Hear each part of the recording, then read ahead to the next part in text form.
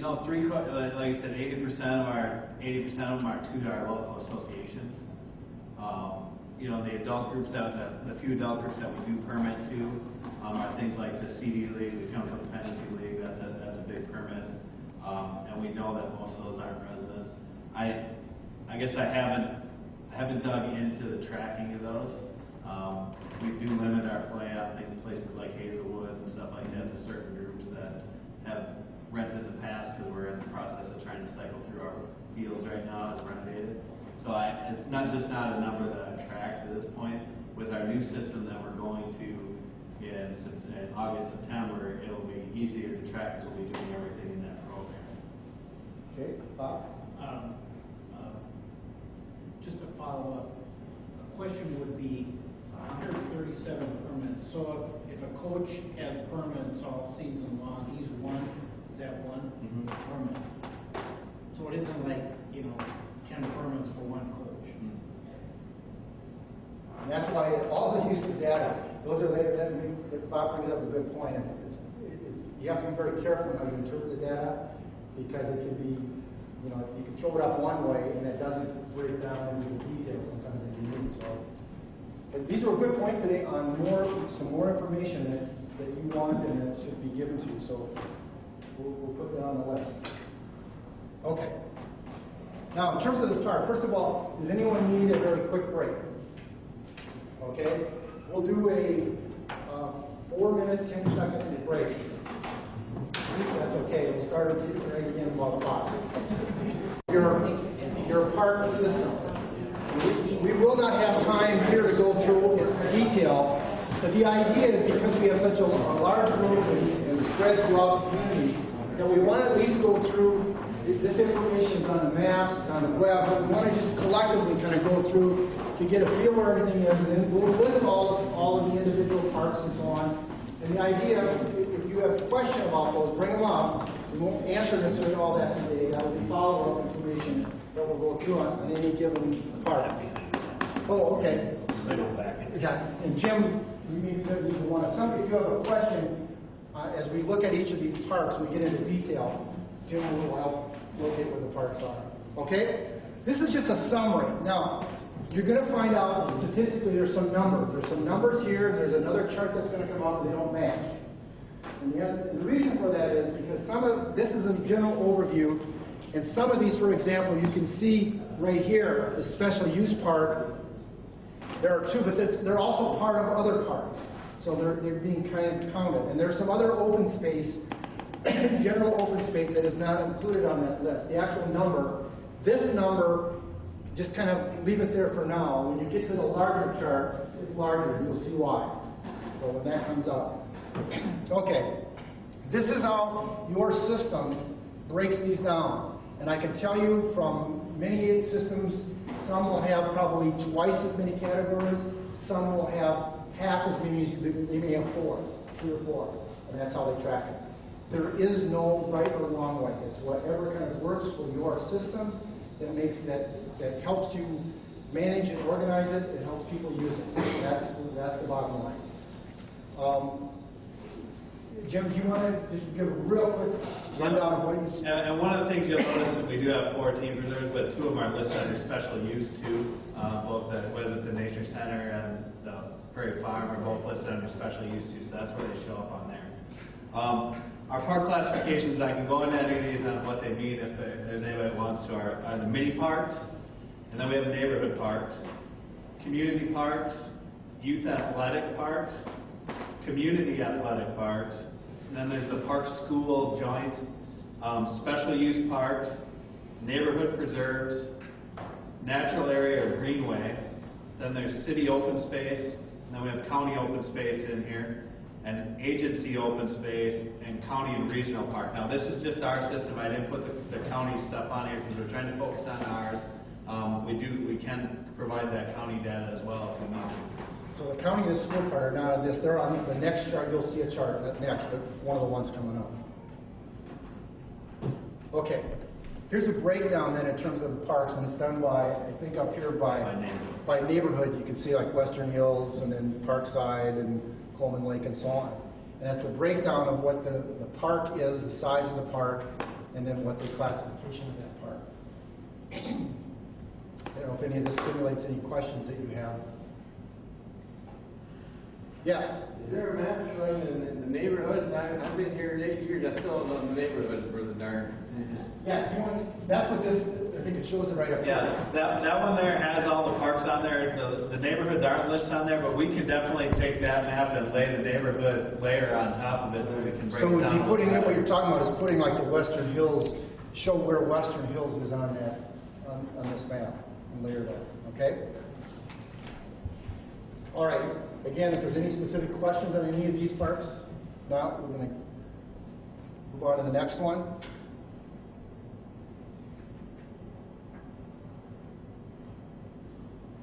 Are we missing anything in the red or dark line? Is that highlighted? It's separated. Just to separate the neighborhood. It separates each of the neighborhoods so you can see them by neighborhood.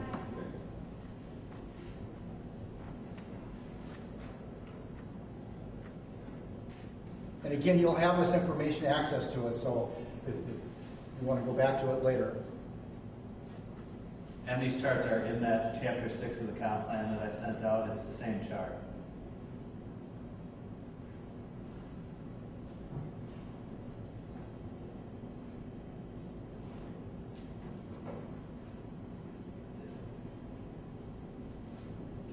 Okay?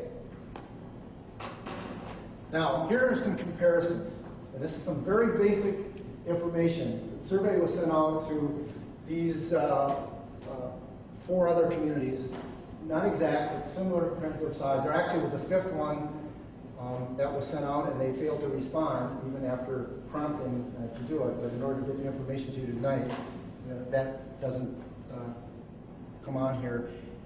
This benchmark comparison, when you go in the next part of the system, you may or may not want to go into even more detail. And what we have now, you're going to see, in addition to this initial category, are the general overlays.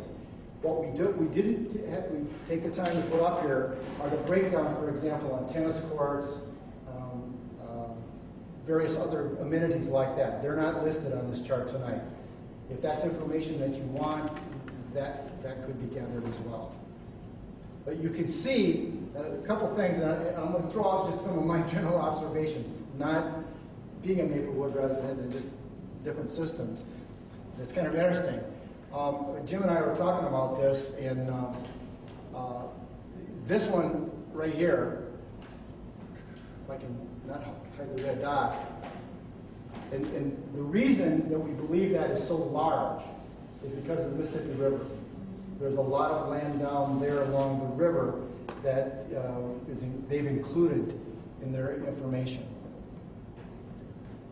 Now, the area over here, what this category here, the NRPA stands for the National Recreation Park Association. That's a professional organization, and there's some more other data coming later into this presentation that we'll talk about that in a little bit more detail. Jason? Is the acres per 1,000 population just the active space? No, it's the total. It's taking in the total acreage. Now, is there some calculations that you don't? As you look at the acres per 1,000 population, it's 22.35 in Maplewood, and there's significantly more acreage, less population in Cottage Grove, and the number goes up. Never mind. I was doing it reverse. Never mind. Okay, Ron. When you come across that bottom line capital budget, could you explain briefly? Let me go down the list, and we'll do that in just a second. We're just going to go down here, kind of through the whole list. The other thing about this data, and again, it goes back to that survey question. This was the basic effort to get information. You can see, even though with prompting and some descriptors that went along with it, people don't always respond the same way because they don't organize the same way. They look at it differently. The way their system is, it's different. You'll see in one case where it talks about, in the next slide, about county, where Roseville sent back the number 90. Well, that's 90 acres. It's not 90 county parks. And in one case, another community responded by the number of parks. So there's a little bit of inconsistency, but it does give you a general kind of overview. When you get into some of these things, for example, like maintenance staff. We didn't have time to do any specific checking with them and how that's used. For example, in some communities, I just know from experience, Roseville has park maintenance staff, but they also have maintenance staff because of the arena and the oval. And they do some crossover. Some of that staff is sometimes assigned to do other things, but generally they're there. And so their park maintenance staff shows up in one, but their FTE category for all of their full-time staff, the others show up in. So you got to take some of that into consideration. The other thing is that when you're looking at these numbers here, for example, in terms of the Parks and Recreation budget, and I know because you partner with Public Works that actually does park maintenance and so on, and I'm not sure how much of that. That does not include the park maintenance budget, but it does include all of Parks and Recreation, which includes this building. So it's encompassing of parks, rec programming, and the community center. And I can tell you that this one, right there, does include maintenance with it. What's your maintenance budget, Scott, for park maintenance? So there's another 900,000 that would be park maintenance into that. So you can see there, and again, it actually puts it over what they're spending. I was wondering with that renewable permit. Right here, we're going to talk about that, the question that just came up. We're going to get to that right now and talk about that. Okay, now in terms of we'll move to that, the capital budget. And again, you can see Cottage Grove didn't report anything. We don't know, and I honestly don't know whether they actually are spending anything or doing it through a different account or whatever, or they just made the decision at this time they're not investing anything into the system. Some of these are done. Some of these figures in that are annual. Some of them are one time, where the community made a decision. We're going to spend $200,000 because we're repairing, we're doing something, we're investing in it. Some communities budget annually that they're going to spend X number of dollars every year, and then they have a system on how that money is spent. So that's again another detail. I can tell you. You want me to go into this? Sure, and I can explain our number. Our number is our park development fund, what we get that's non-PAC related, not our development dollar related. That's what we get in general tax levy dollars for our park development. So that's where our capital budget number came from. We get $50,000 in community field upgrades and $50,000 in fence replacement, playground replacement, things like that. So that's our capital money, not including our development dollars that we receive from developers. Why don't you explain the development dollars and how? So we'll go into this in the funding one, especially. We have two different funds that we pull money from for park development. We have our PAC fund, which is what we charge developers when they come into this community as their share of the park system. So there's a different rate for single family, multifamily, apartment complexes, and then a completely separate percentage for commercial development based on the market value of the property. So that's our park development dollars. They're our PAC dollars. That money has state statute limitations on it. It can only be spent on certain things, bricks and mortar, new or completely redeveloped. We can't use it for general maintenance. So if a building's falling, or if a playground's falling apart at a park, we can't use our PAC money for that. That has to be out of our general tax levy dollars, our $100,000. So unless it's a full redevelopment or a brand new park that can include acquisition and planning, we can't use those PAC dollars for it. So we have two different funds that we pull from. The reason behind this, the statute, and it has been tested, by the way, in the Minnesota Supreme Court and upheld. The reason behind it is that when you bring in a new company that comes in, a new business, and bring more people into work, as we went through those numbers, the number of people that work here, that has an impact on the community. And therefore, you are allowed to charge that fee. But again, as Jim said, it has to be very specific to address that the impact side of it. So it has to be, yes, Bob? So, let's take a development that occurred. There's a little strip mall that has a nutrition shop up at 694 on Waver Avenue. That project probably cost like $1 million or something like that, I don't know. But they gotta pay 10% of that value. It's 9% of what the value of their improvement is, and that 90% or 90,000 would go into a different fund to offset all these changes. Do you understand that?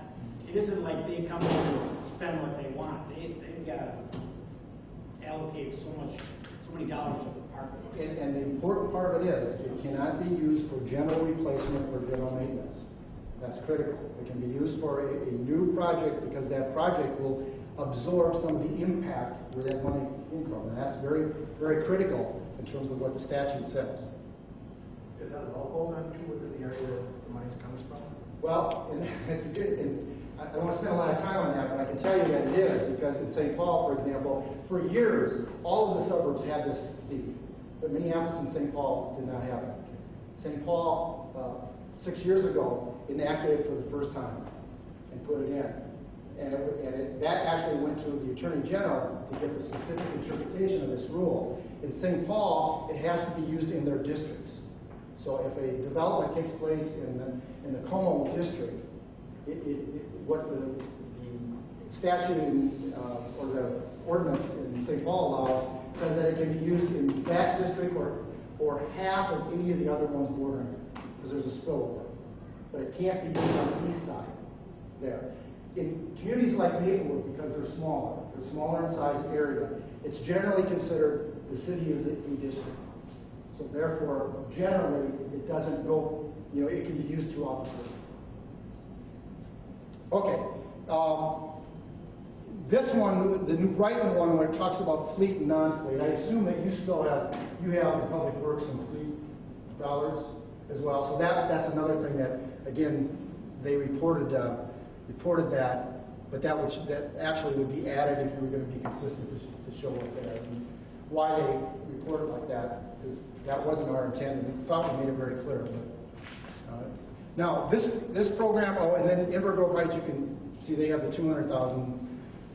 I think that's an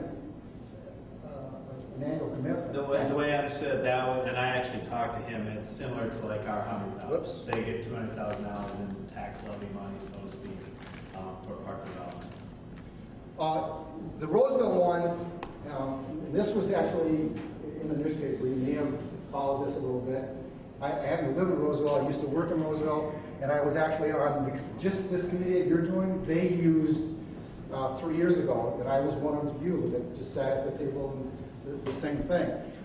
This is actually the number. Well, let me go back and get my buttons here. This number is actually 19 million. 5 million is the very first year that they're spending, and this was a special fund that they were allowed to use. Roseville, like St. Paul, is a port authority, even though the port on Lake Bennett is really small. Actually, the term port authority has nothing to do with water or anything. It's kind of a joke. It has nothing. It's actually it's a community development type district. They're allowed to act as a community development organization, a city in and of itself, and that's where they are allowed to do that. And so they're going through. They're having over 72 meetings in this system to deal with this issue. And in the first year, it's 5 million that they're working on right now. Any other questions about this? Yeah, the portion of the capital budget, is that all tax levy funds across the bottom? I think that We didn't ask that specific question. Ours is, and I believe from when I had the discussion with Invergrove Heights that theirs is similar to ours. So yes.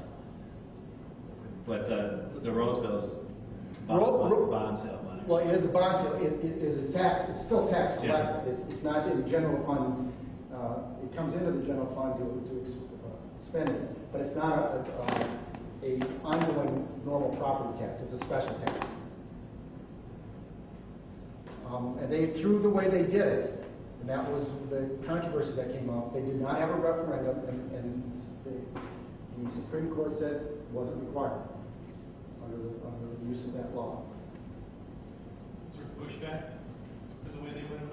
There was, yeah, there was, but observation now. This is not, you know, I'm just, this is not this is my opinion. As I observed it, and obviously having worked there and now live there, and I have a son and family that lives there, the amount of pushback, I was surprised, because I thought it was going to be much more than it was. And when they went around to these meetings, as I said, when they're done, there'll be 72 of them, because many of them are going back. They went to a neighborhood and said, this particular park, you know, Lexington Park is going to be redeveloped, and what would you like, and kind of that same kind of thing. They took that information and they did some preliminary designs. Now they're going back again, and then they're going to go back a third time right before the construction starts, and they explain what's going to take place and so on. The number of people at those meetings was amazing. Having done this for many years, where sometimes you're lucky if you can get 5 people to come and give you an opinion on it. And the attitude of people there was, we want this improvement in our parks. But yeah, not everyone, it's like anything, not everyone agrees with it. Okay, any other questions about this? Ron, did that answer that question? Can we spend some time in a future meeting, talk maybe 10 minutes about what Roseville exactly did? Yeah, if you want. And maybe what we'll do is I'll get some more specific information. We'll do it as maybe an add-on. So those that want to stay around here, and those that think I don't care about it, but I'd be happy to do that. You make a note for me, Jim, on that one. Okay. Here again now is the park breakdown with each one. The total parks, you can see listed across the top again. In terms of park land and types of park land, Maplewood is a leader. In terms of, for example, let me go back to the slide once, because I mentioned this NRPA standard over here, park per acres. And what they recommended, it used to be at one time it was 5, way back in the 60s when they first developed it. Then they went to 6 to 10 acres. And you're going to see in a slide I'll present later, they don't even use that kind of standard anymore, and we'll talk about why. But you can see, based on that standard there, that, and this is typical of parks in Minnesota. It is a characteristic of almost all the entire state of Minnesota, particularly in the Twin Cities area. People, the general population value parks and open space and trails in that land, and they want them, and they have support them. That's why these numbers are much higher. You can see only New Brighton is actually within what that range that had been recommended. The others are all over. And if you did Shoreview, if you did, many other communities, you will see that they're also higher than this particular number over there. One other question in your benchmarks. When you look at it, you see Maplewood's pretty much developed. Cottage Grove, probably not at all. New Brighton, probably. Roseville, probably. Inver Grove, probably not. Does that come into play where they're going to get their money out of development now, or you don't need to look elsewhere? Is that? Well, again, we have to check. Whether or not they have that same impact system or not, I don't know. Some communities have it. Not every community does have it. So they may or may not. And some of those communities, like Inver Grove, is actually a little bit more developed than I thought. They still have some open space left, but they're actually moving along that chain. Yeah, I think every community does. I mean, when we kind of do the survey, the tax survey, everybody does things a little differently. What they charge, what they don't charge. There's places like Richfield, their park development's funded by their municipal liquor store. You know, so that's how they pay for their park system. So every community, it's kind of unique. And I point out that some of this kind of discussion detail on that session that we have planned later on in funding will come up with you in more detail. And you want to reflect back then, as you looked at this, some of those particular issues. Good points, though. Okay, here you can I'll just let you look at kind of, we won't go through in detail, but you can look for a second at the comparison. And again, this was the category because of Maplewood, and there's some other categories that even Maplewood, a couple of them, doesn't use that are traditional, that we threw in.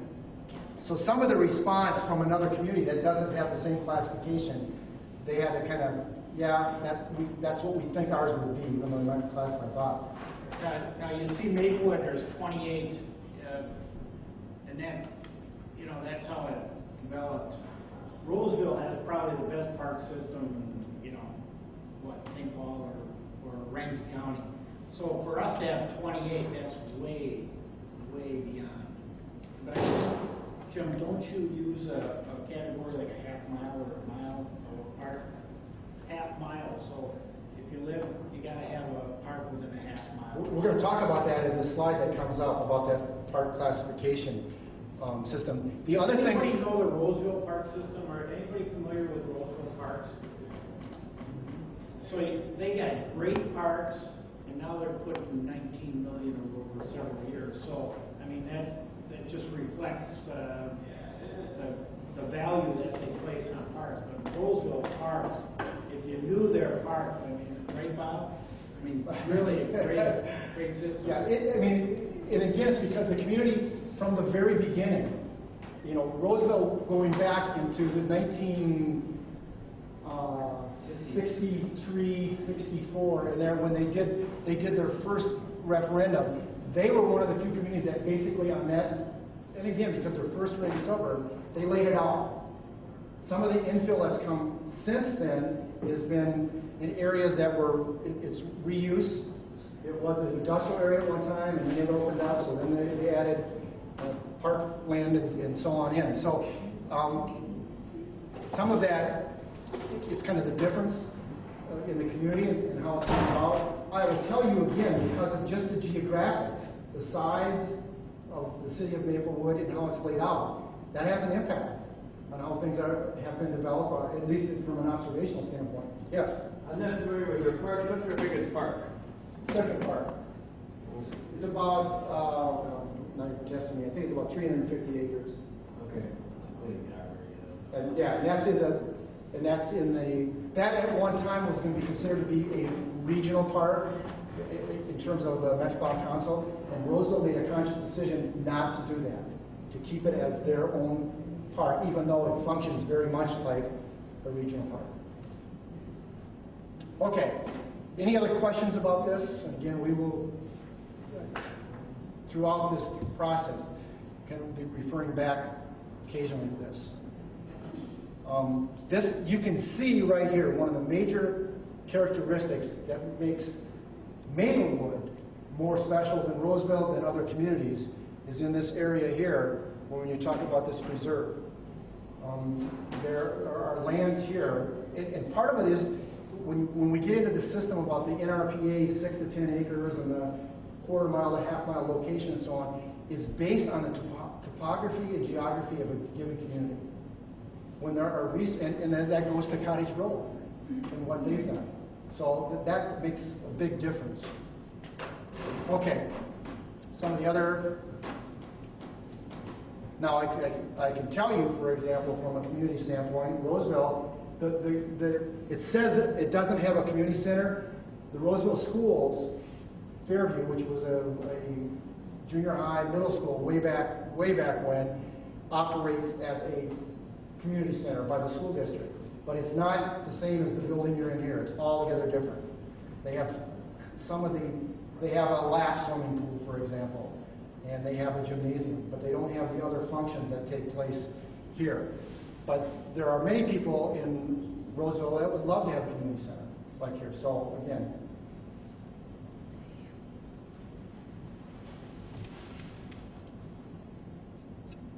this, if these numbers are accurate, and we didn't have time to do any direct fact checking, you can see where your trail distance, for example, is significant.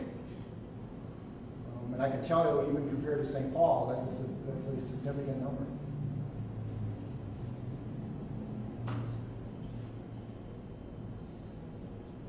Now, this is some other list. Jim, do you want to explain this very briefly? To get to our 860, you saw what the park and open space was, and actually, I'm going to probably defer to Ginny to explain the difference. But in addition to what our park and open space, or our park and preserve system, we have all these city open spaces that add into that 860. Do you want to explain the difference between what these open spaces can be compared to our preserves or our managed open space? So a lot of preserves came into the park system through the referendum, the 1983 referendum that brought $5 million in. Not all of them were purchased. Some of them were already here, like the Nature Center and Jim's Prairie. Some things we inherited from Ramsey County, like Joy Park and things like that. But in the late in 99 or so, we kind of said, okay, here are the 14 neighborhood preserves, these natural areas in Maplewood. It did not include all these little outlots and drainage areas. And so in the comprehensive plan, we really made an effort to really get a handle about all these other miscellaneous open space sites. And we'll take a look at that next time with when we do the natural resources piece to show you how significant those are in this system. Because even though they're not preserved, they're serving a great value and function as natural areas for the community. And part of our green infrastructure, like we call it. Okay. Now, this is what I was talking about. This is a listing, and I won't read through in detail, but originally back in the 60s, the NRPA came out with some guidelines on how cities should develop their park system and some standards that people should use. But I highlighted this last part because back in the 90s, it changed significantly. You can see, in fact, there now is, in this book, there's a very detailed formula. And I worked in this profession for 42 years. I've tried to work with that formula, and I'll be honest with you, and I would not try to fool anyone. I'm not a mathematical wizard. I can add 2 and 2. But when you go into that and try to work with that system, it's not practical on how you do things. Basically what they've said is people like yourself, what is it that you want, what is it that you need, and then the bottom line is what can you afford and what can you afford to maintain. Those are the questions. And what's there? What are those resources that are there? And so that's now kind of the guideline that they've shifted to, is more back to the community to make those decisions. Generally speaking, many communities have in terms of general parkland, have gone with the formula of a quarter mile to a half mile within every resident. There will be a park, some type of neighborhood park. Now, it could be a community park because a part of the community park can be a neighborhood park, but some kind of park land in that area. And I can tell you that Roseville is in that's the formula that they use in their plan. Okay, now, for this one I want to sit down because I'm going to just throw out some ideas and show you. In fact, I have to sit down because I have to link with this mouse. This mouse doesn't link the picture. So that's why. But again, I want to emphasize, these are some things that are out there that are in our profession, that information is given out, and I know some of you that are in landscape planning will see it in some of these ideas as well. There are some observations that I've been able to have as I've traveled around the country and so on. So we'll throw them out there for you to look at, and we'll see if we can make this work.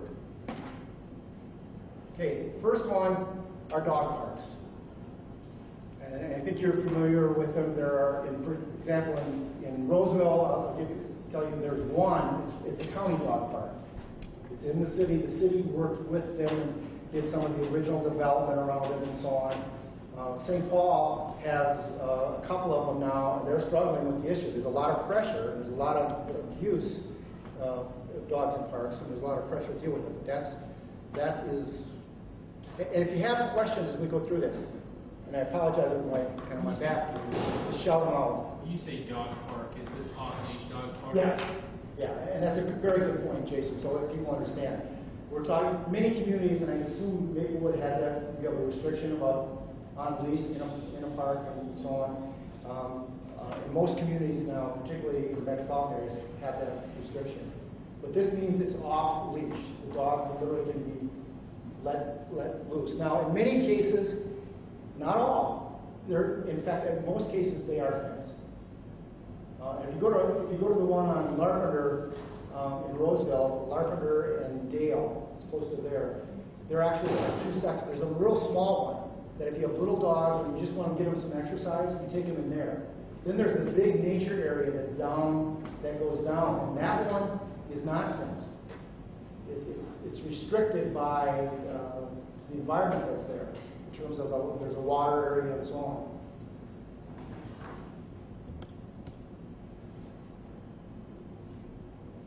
Next one is this neighborhood trails. Now, this is a little bit different. We just had that whole concept of talking about neighborhood parks and how they're half mile to a quarter mile. When you do surveys in Minnesota, at least the last ones that I've been observed for the last 20 years, the number one preference for people in terms of the Parks and Recreation system has been trails. That's been the top item that people have dealt with. And it'll be interesting if you do yours, if that changes or not. But they're usually thought of as trails that you can get access in the community. For example, we mentioned that we asked about the largest park in Roseville Central Park that has a large trail system through that. What this is talking about now, because people are getting so much into the health concern, getting active, getting out and walking, of creating that mini system within a neighborhood, of a neighborhood trail around it. Some communities have it. Most, I would say, from an observational standpoint, do not. If it's there, it may be done accidentally. Yes. As a trail system, these aren't necessarily continuous trails with No. passes. You would stop at intersections. They could very well. They topography again, and they might be smaller. The trail itself, in some respects, it may be like coming over here to the community center and doing walking around when you walk around the facility. Like I would want to go wide, shortly, to walk around that. But you're doing it in nature. So it gives you a whole different perspective of doing it than if you're doing it there. You're outside and so on. So they may not be large, but they're concentrated for a particular area. Can you repeat, did you say that in the past it was half mile to 1 mile, or now the trend is? No, the planning for individual parks have often used that quarter mile to half mile. With trails, that's never usually been the standard. It's been usually linkage, if you can link from something to another. Now people are looking at applying that same standard to access to trails, so that you can go from your home, use the trail, and get back home. And not necessarily have to get in your car, drive over to a park, that type of thing.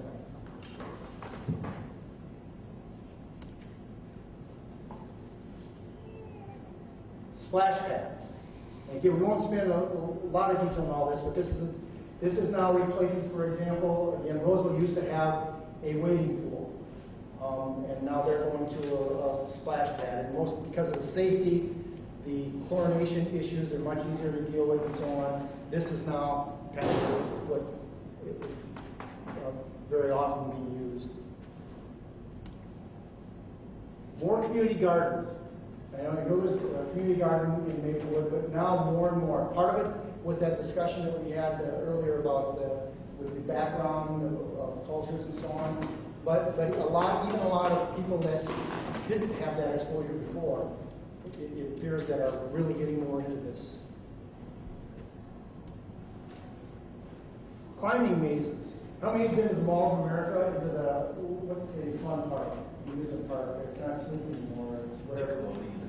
But on the far wall on the west end, they have that climbing structure up there. Well, now they're building them out in parks.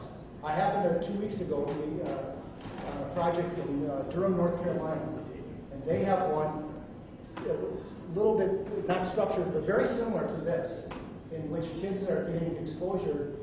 It's all controlled, they're all supervised and so on, but it is something that we're people are getting into. Pickleball.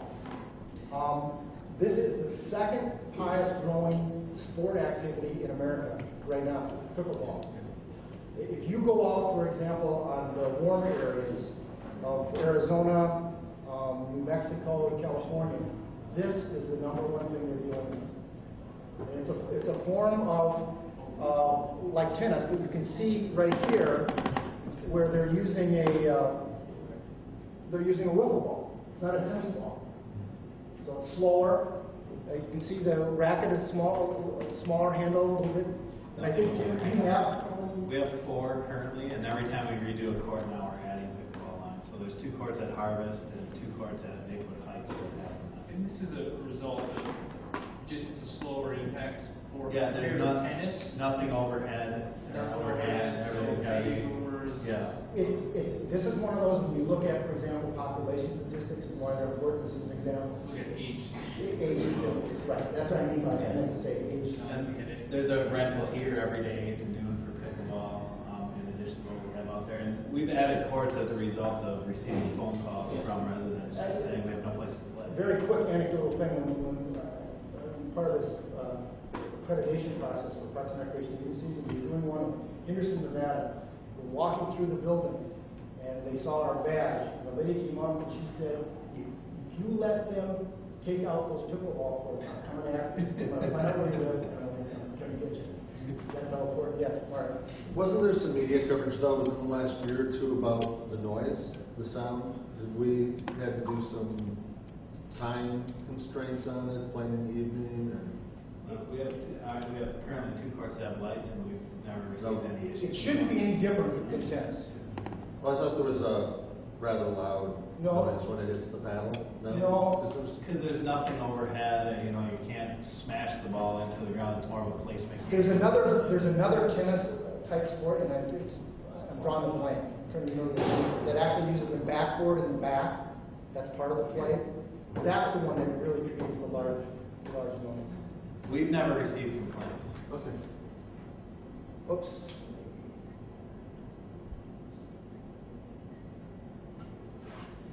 This one is just, let me go here. I just throw this out there. It talks about sharing facilities, and this is where people come together. This is a trend, and some places like the trend and some don't. But it's where two entities will come together. And it's done, in my travels around the country, it's been obviously because of the economic climate, it's being done more and more. It's being done even with parks, where companies and communities will build a park together. And the companies realize that's open to the community, but it's open to their employees as well. An example of nearby one is in the Wellstone Center in St. Paul. There's an example where the city of St. Paul and Neighborhood House are together, and they both are in the same facility, and they both operate different parts of its home.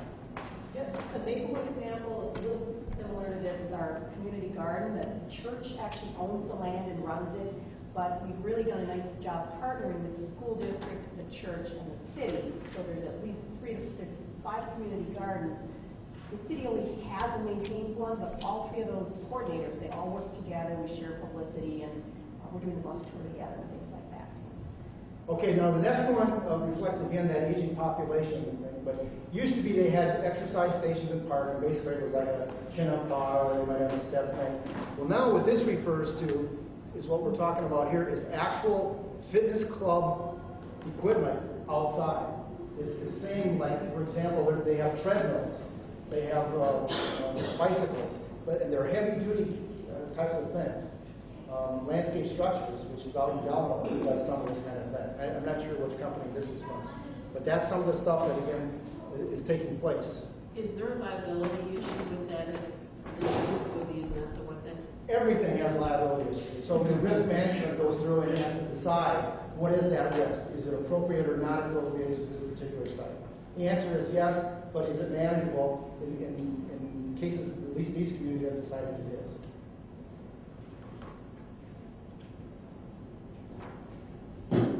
Outdoor refrigerated rinks and trails. I was surprised to find out, I heard that this refrigerated trail system, I thought, yeah, there was one that was done in Illinois originally. And when I did some research on it, it's actually, there are hundreds of these now throughout the upper Midwest climates. And it's basically, you're taking your trail, putting in the refrigeration system, so in the wintertime, you can skate on it, you can ski on it, you can use shoes, walking shoes that grip on the ice and make that surface. And then the other one is simply, it's an ice rink like most communities have outside, but it has a refrigeration system.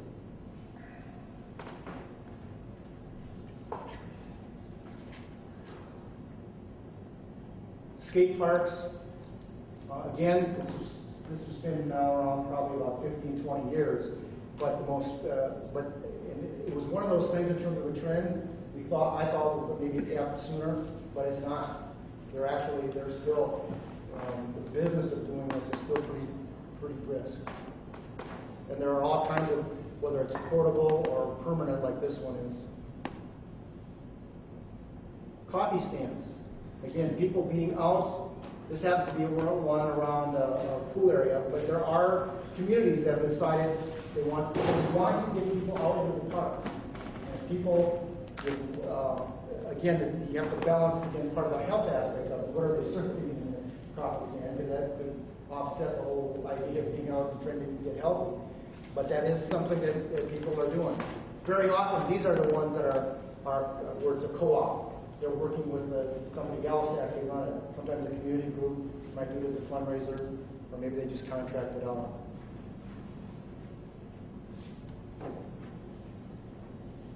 Community built play lots. This happens to be, there are different groups that do this.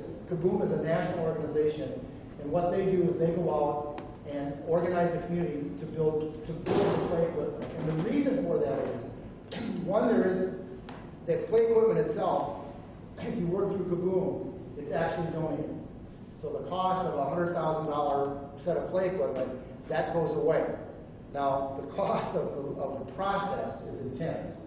Because when you build these, I don't know if anyone ever been involved in any of these, you have to go through a lengthy, it's about a month-long planning process of just community, getting kids and other parents and people in the community come out and plan it. And then, after it's designed, the installation is done by the community. It's supervised. And it's done by, and I apologize for your name. Scott, that's right, I should have myself, I'll remember that. People like Scott that have to help supervise it and so on. And it is the thing about it is, the money saver, and it is the buy-in. Because that community then that's their part.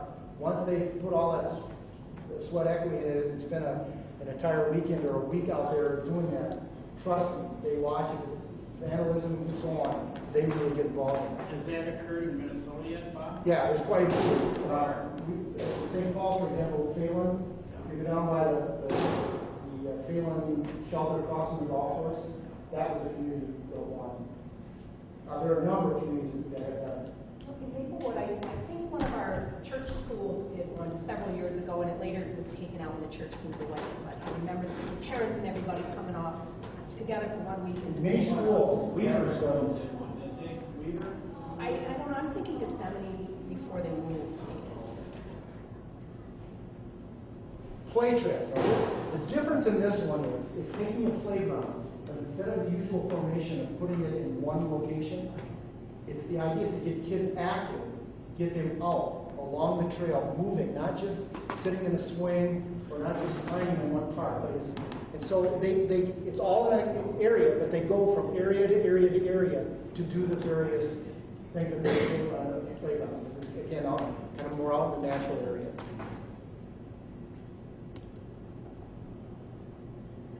And this one recognizes the whole issue of too much sun and skin cancer and so on. A lot of play shelters are going to the cover. A lot of even, there are some, and I didn't put the picture in there, where they actually gigantic play areas. One of the ones in Durham, we saw a huge combination, tennis court, basketball court, and the whole thing had a cover over the top of it. Again, protected from the sun. And obviously sun and rain and things like that as well. Okay, so that's a few of the things in terms of the trends. Again, the idea is simply to stimulate your thinking. We get into the next section, and it's obvious from our time that when we get into this next part, we're just going to test it tonight. And what we'll do is the plan will be to come back next time, and before we start, we'll start with some of this, and then we'll lead into the environmental part of it. And if we need more, then we'll just have to trail that over. Yes, Al. Are there any trails that have bike rental facilities? I know Minneapolis has their plan, and that might be an opportunity to rent trail bikes. That's what we're doing. And in fact, St. Paul has that same program. I think the concept is, in all the details, that if you want, that could be expanded, or something like that. Another one we've had a lot of people ask for is frisbee golf. It's getting real Okay. popular. It's inexpensive. It attracts a lot of people, and I know people have been asking for Okay, this. disc golf, frisbee golf, there, again, Roseville has one, of course, St. Paul has one, Brighton has one, there are a lot of them around, and that's another good one. And we'll do some more of this brainstorm, but keep bringing up ideas like that as you go. Anything else right off the top right now? If not, I want to start on this next process.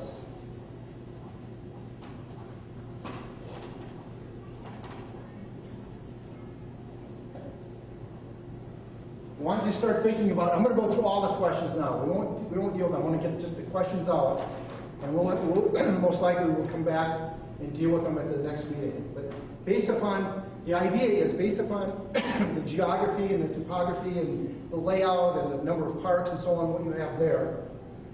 And then looking at some of the things we talked about, trends and other ideas that you might have. Now's when you want to start to get your input to fill in that gap. Are there things that are out there? First of all, the thing would be, are we missing something? And then we'll just take the one down that you just brought up, for example, disc golf. Is that something that yeah, we should get that on the list, and we should take a look. Are there places, or is there a place within the community? Second thing is, again, underutilized. In that list of parks, and in the infrastructure in the parks, and I think what we need to follow up with, one of the details that we talked about probably is the amenity lists.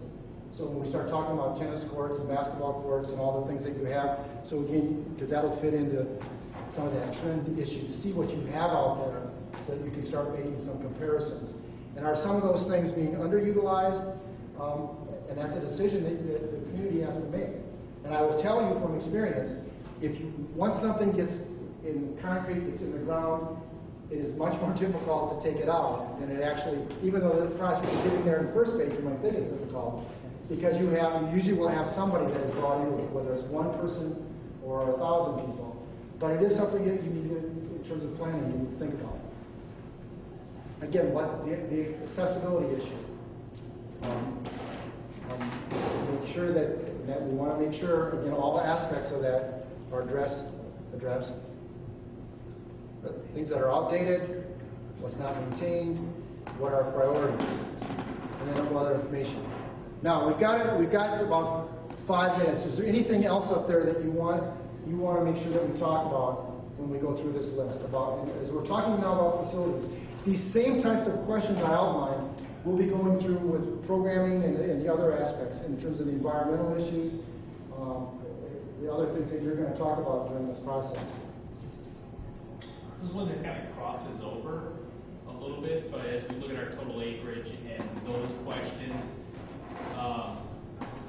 are we lumping some of our facilities to make them big enough to actually bring in the right groups that we want so that we can make them revenue generating facilities? So the conglomeration or the bundling? When you look at like softball field complexes, typically you want to have 4 or 6 fields so that you can get a league that's got some scale and size to it. But I think that goes between the two. Well, it does. It's a good point to because we probably have enough fields, but they're just not in the right place to get the right leagues. Okay, that's very important to lay out the system. For example, I would tell you that in that plan at Roseville, they're going through that right now. I don't know if you're familiar with the one in Central Park, but the plan is to move that. That will be taken out and a new one developed. And that will be the old one will be a different type of use. But to get some of that thing you talked about. You already touched it a little bit when we talked about the issue of the softball teams and the revenue that comes in. Because one of the issues that communities are actively engaging, and they've made that decision, is in amateur sports in athletic is a definable and verifiable economic tool. Depending upon the community. For example, one that you're probably all familiar with that I experienced last weekend, we went down and rode our bikes down in Lanesboro. Well, if those trails weren't there, and the theater, those two parts of that community would not even be there. Most of what's downtown would not be there at all. And that's based upon that use. a number of communities in terms of tournaments. In fact, Minnesota has kind of a unique thing. The Amateur Sports Commission is that whole complex that's out in Blaine is all based on economic data. It's all supported by people that come to the various tournaments and uses that are scheduled out there. So that's one of the things that should go into that discussion. Don?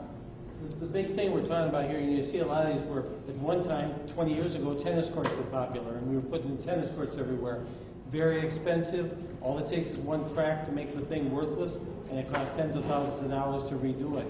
We also see softball real popular. Now suddenly people are saying, where's the lacrosse fields? Lacrosse has become popular. So these trends change. Things like that you can change easy.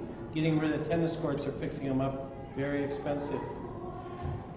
Although you can see, tennis is a good example for what we talk about with the pickleball and some of the other activities. Can they be converted so that you can get some of that use? But that's a very important point. What would be really awesome is if we had a park in the South Lake somewhere and then one up here somewhere that had like a band show that we could play, have family nights, we could have movie nights, we could rent it out for bands, local bands to come in, and have art expeditions. Okay? That's exactly the kind of thing, and we're just going to start on it today because we're going to run out here in a second. But the example you gave is what I want all of you to bring next time. Yes? The cost, I think it's important we realize the cost of certain things because we're going to spend, $200,000 on a roof to cover a park. Is it justifiable to spend that kind of money? And that's right. And that's when you get into kind of, a lot of times the normal process is to do the old proverbial brainstorming kind of thing where you get it out. Because is there a use and do people do it? Like, does it make sense in Maplewood? Does it make sense because is there a need and is it a cost? That, is it a cost to offset the benefit? Excellent point. Yes? I think you should make up a list of, let's say disc golf, for instance, use that, is places where disc golf are played. So even if they aren't in the city of Maplewood, we can go, or anyone can go and visit these sites, know where they are, and look, because we can't do all this all in one group all the time. But that's another good point. For example, as you lay out a park system, if you lay out a park system, and I pointed out, for example, that one thing you can't see along here is this is Rice Street, and the county McCarran's Lake Park is right over. I think this is the location. Yeah. But, yeah, it should be right over in here. One of these quadrants right there. So that has an impact. So, for example, and to some extent, that was the decision that the community in Roseville has made with community centers. Maplewood has one. Shoreview has one. Kind of sandwich in between. So and the Y that's up there. So they kind of go. So that's a very good point. So what we'll try to do as we next time when we start getting into the listing of some of these things, we'll try to give you some of that information. But quite frankly, let's note it then. We'll flag it. And then we'll come back for future discussion to show you that information. Because it will take some research to find out who has what and so on. Also, yes? I thought it was, at the first when you were talking about getting a tour, I thought it would be a good idea that if maybe if the gym or get in contact with them, if somebody wants to do a self-guided tour of certain parks, that there would be the basic information there available. Self-guided tour? Okay. Okay, let me just jump into this last part very quickly. This is what next time we're going to talk about the ecological resources, restoration management. We'll start with this last part. And quite frankly, this last part will probably be an ongoing discussion for a while because it's kind of critical to the whole system. But we'll start with that, then we'll go into that part of it. A couple of these others will not be as lengthy, so we'll have more time to move them back. But then the community and partnerships and parkland management, acquisition, development, and so on. And that's Scott, I think that one will engage you more in that discussion. And then on the 28th is where we really get into the programming part of it. And we'll talk about what effect that has on, and Paul goes to your question again, is there the use or projected use to substantiate some of that, some of those uses. And then, of course, the 25th, that will be funding. It will be interesting whether or not that discussion could take place in one meeting or not. And we want to make sure as we go through that you keep giving us that feedback for questions, even though it may be discussed not until then, but that will come up. And you gave us some of them tonight. So we want to make sure that. And then the 23rd one is where we start talking again even more details, and it could be 23rd and on. The other thing I want to emphasize, the last thing tonight, remember, this is just the first part of this process. With whatever date, when you get to the, whether 23rd or maybe November, whatever that might be, that's just the completion of the very first part of this. Your information, all that community information is yet to come. Because a lot of these same discussions are going to take place with other people that are not sitting here, and there will be more just reactions because they're not going to have the time that you're spending to do this. But when that information comes in, and that's going to be gathered, and when you engage in the actual planning process, and that's when you start to get into more detail. And that's where a lot of this will really be fleshed out, even more detail than what we'll be able to do here. Even though we want to start asking those questions now. They'll be able to get into more detail with you on exact costs and so on to help you make those recommendations. Anything else? Al? Our next continuous that somebody can canoe from one end all the way to the other end? Yes, with one or two portages, at least 5 of the lakes. You know, we could do a mini boundary water, say in Maplewood. Just an idea. They can do all five lakes, just the one dam getting over. And the county's helping us match that out as a canoe route, so hopefully. And when we get into the activities part, that kind of question, we want to make sure we can get out because of the things that you're doing now, people may not know. I mean, that's why you want to ask those questions, and that's a management system in terms of getting out information, and not necessarily a redevelopment system. As we get up to the August 28th, the trail quarters and right-of-way stuff, the Maplewood just passed the Living Streets plan. It'll be important to bring some of that to this group because as Maplewood redevelops streets moving forward, there's going to be connectivity is a big part of that, as well as making streets more, natural. And we'll have one of our engineers go through that as well at that meeting. Yeah. Strategy details. Okay, one last formal question, then if you want to stay around and ask individually, because I want to get you out. The next actual meeting is this June 12th meeting, the community meeting. What are you going to be talking about at that meeting? It'll be a much briefer, general opening topic about, again, what's there, but even briefer, how many acres and where the parks, the maps will be there. We'll talk a little bit about this process that we're going through.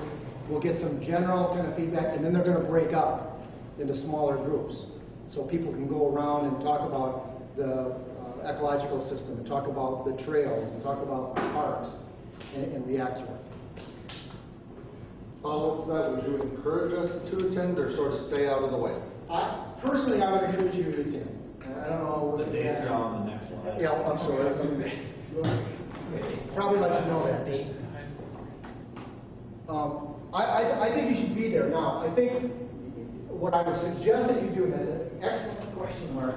I would suggest that you go there, you listen, again, to other people. It will be recorded, but it's important that you listen.